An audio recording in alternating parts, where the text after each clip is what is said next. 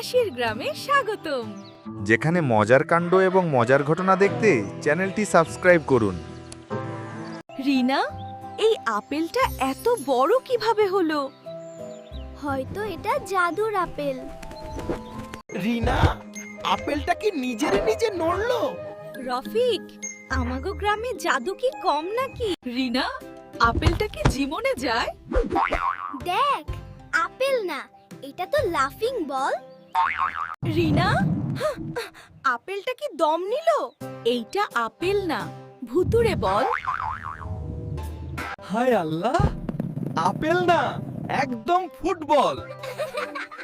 এইটা গাছে জন্মায় কিভাবে?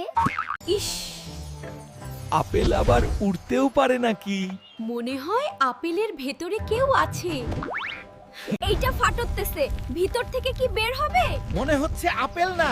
বোমা। দূরে দাঁড়া, আমি গ্রামের সেফটি মিনিস্টার। আপেল থেকে ছাগল বাচ্চা? গাছটা কি মিক্সড প্রজাতি? এটা তো অ্যাপেল গোট। এইটা তো আপেল গোট না, টার্বো গোট। এই ছাগলটা নেশায় আছে নাকি? দৌড়াও রফিক, না হলে বাপ হয়ে যাবে। ওই, মাথার উপর উঠছিস কেন? আমি কি গাছ? রফিক, এখন তুই গোট স্ট্যান্ড। ছাগলটারে নামা দে, নরইলে চুল নাই থাকে। এইটা নামা, আমি রিকশা না। বাচ্চাটা তোকে ড্রাইভার বানাই ফেলছে। রফিক, ভাড়া বেশি নিলে কিন্তু পালায়া যাবে।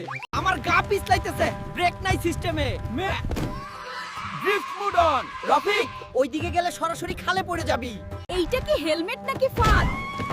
হাই রে রফিক, আপেল পরে রেসিং। তুই তো এখন আপেল ম্যান। রফিক, আপেল দিয়ে সাঁতার শিখাইছিস নাকি?